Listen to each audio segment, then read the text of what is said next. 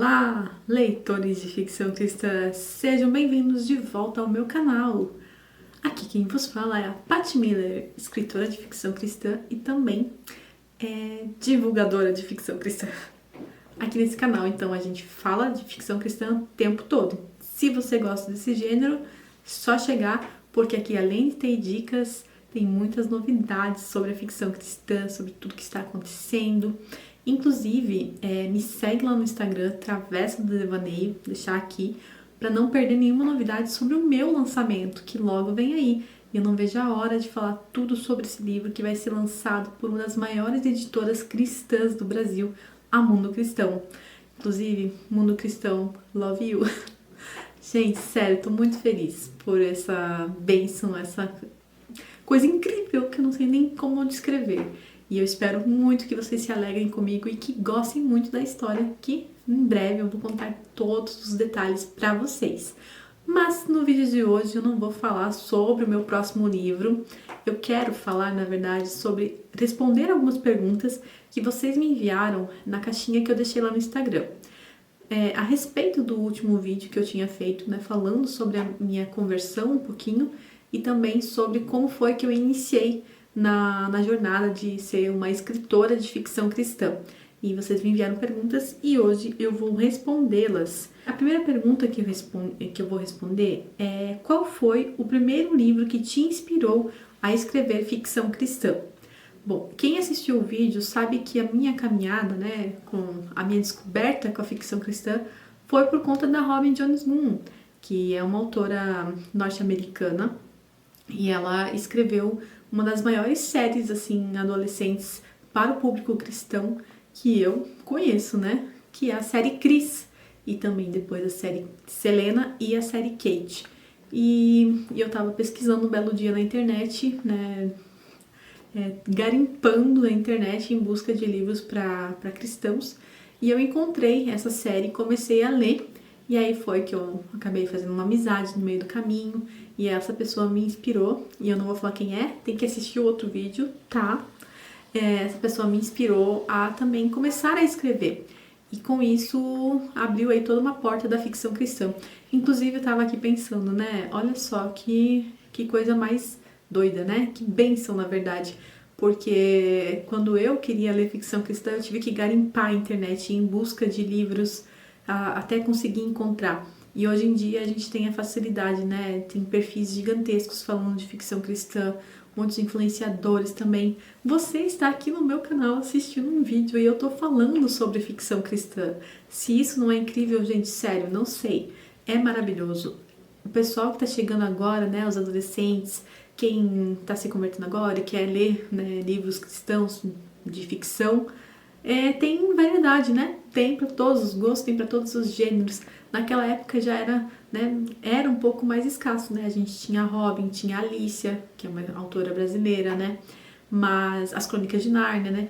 Mas não tinha tantos livros assim disponíveis, né? Tanto que alguns livros que eu quero ler, que não são tão novos, você só encontra em bazar. Não é bazar a palavra, mas enfim, vocês sabem o que eu tô falando, né? Então, o pessoal de hoje tem muitas chances, né?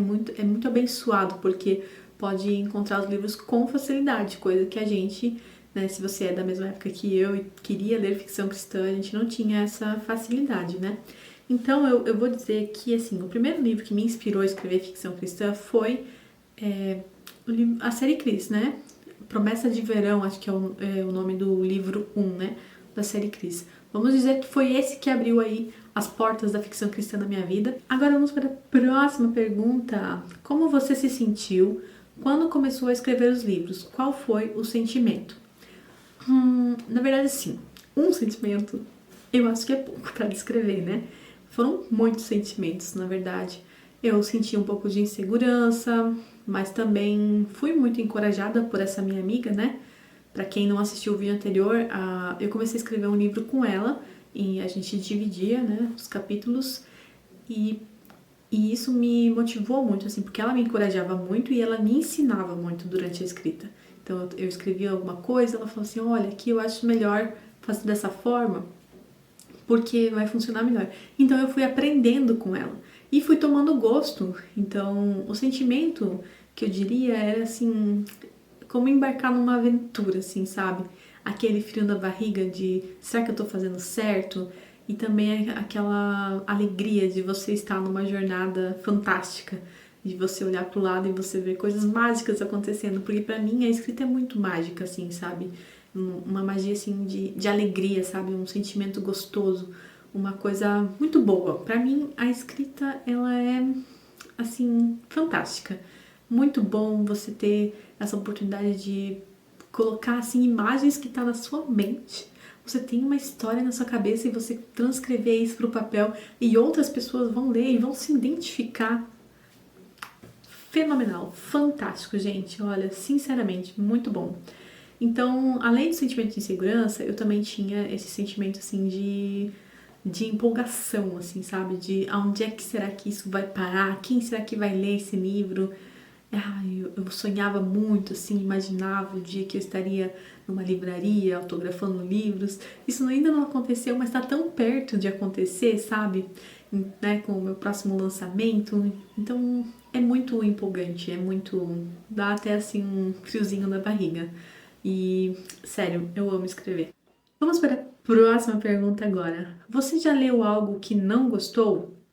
Quer dizer, você já escreveu algo que não gostou? Algo que eu não gostei? Bom, nos meus livros que já estão publicados, eu acho que não tem nada assim que eu não goste. Talvez algumas partes que eu gostaria de editar futuramente, né? Deixar a história melhor. Mas assim, tem uma história que eu escrevi que ela tá engavetada, já vai fazer uns 3, 4 anos.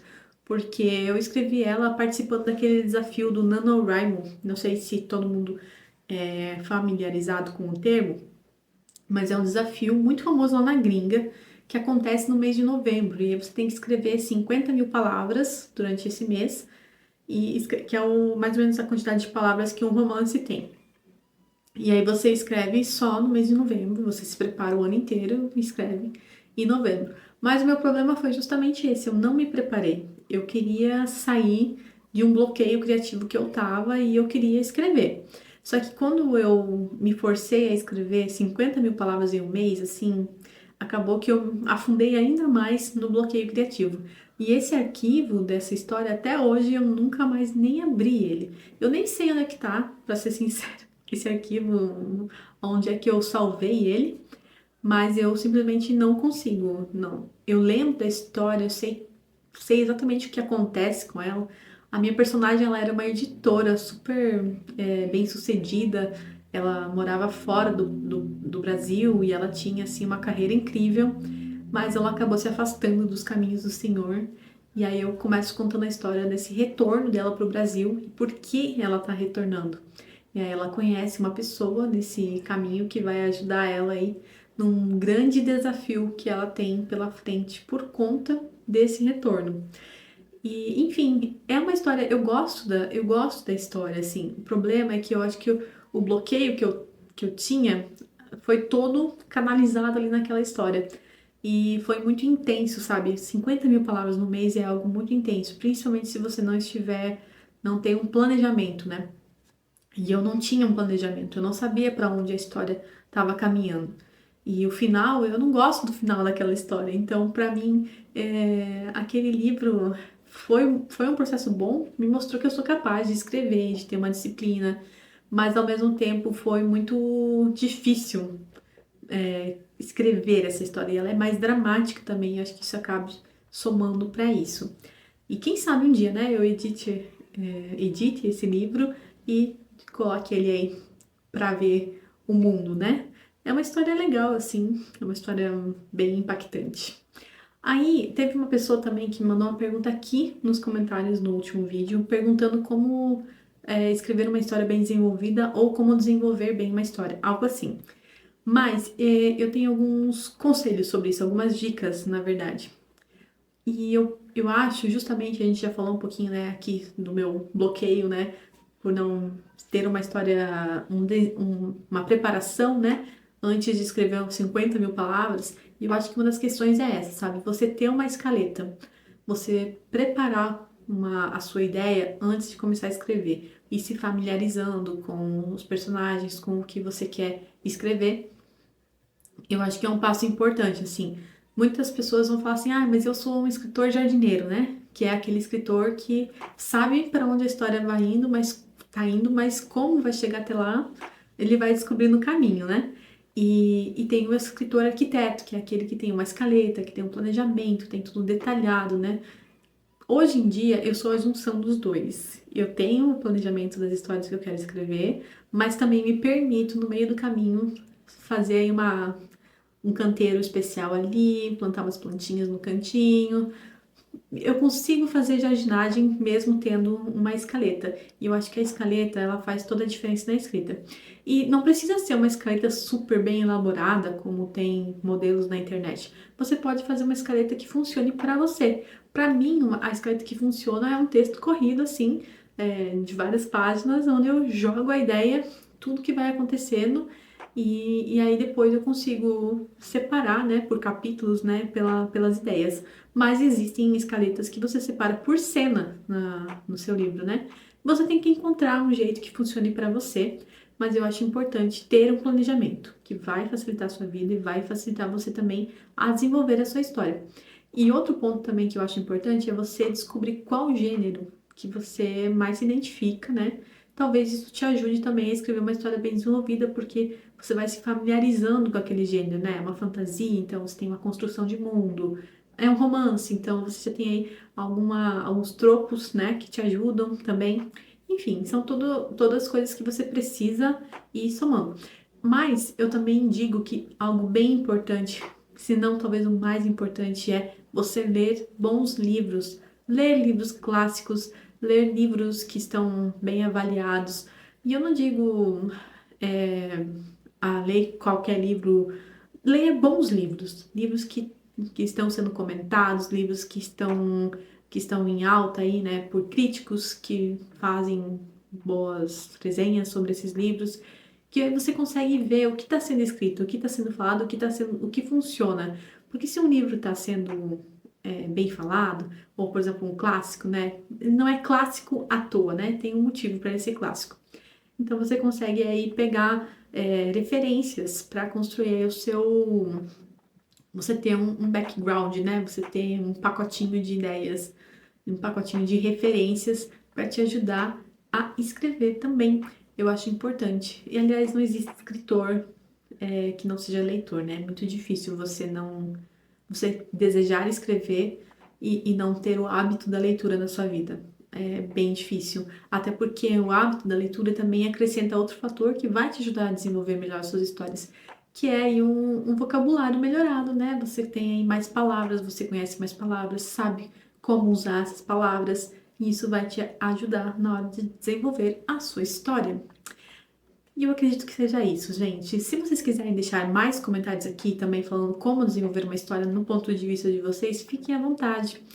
E é isso, gente. Vídeo chegando ao fim, né? Mas não podemos deixar de falar dele, A Chave ao Amor, o meu livrinho, gente.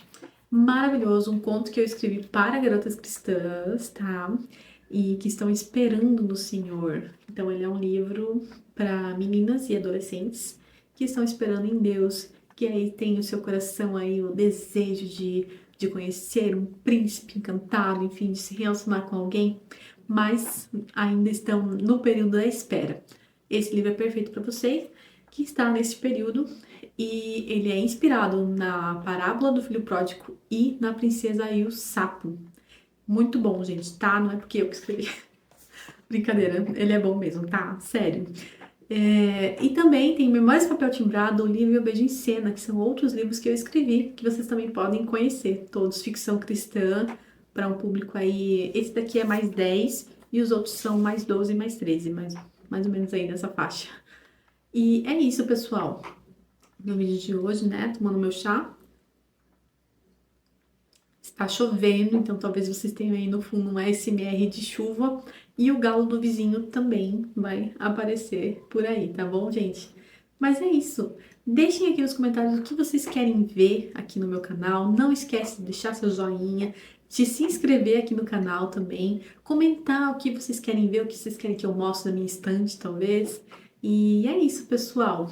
A gente se vê no próximo vídeo, tá bom? Ah, peraí, deixa eu contar pra vocês uma coisa, que chegou aqui em casa um livro, um lançamento de ficção cristã. Olha só, Deixa Nevar, da Camila Antunes. Gente, esse livro tá fantástico. Se você gosta de histórias românticas, de romances assim, no estilo chick lit, se você gostou dos Delírios de Consumo de Beck Bloom, você vai amar esse livro aqui também.